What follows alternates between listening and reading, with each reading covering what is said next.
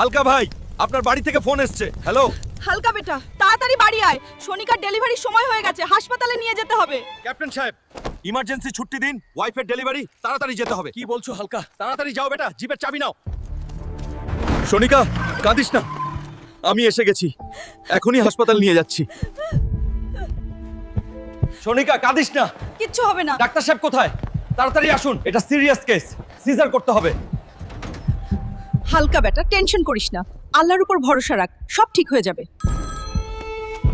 Hello, কে? হালকা, তোমাকে আজ রাতের মধ্যে ডিউটি জয়েন করতে হবে। পাকিস্তান থেকে বর্ডারে হামলা করেছে, শিগগিরই চলে আস। বেটা, তুই কোথায় যাচ্ছিস? সোনিকাকে এই হালতে ছেড়ে? মা, আমাকে রোকো না, এক ফৌজির জন্য দেশই সব।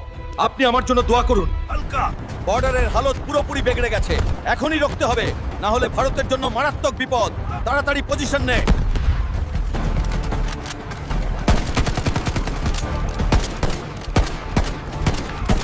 হালকা ভাই, পিছনে গ্রেনেড।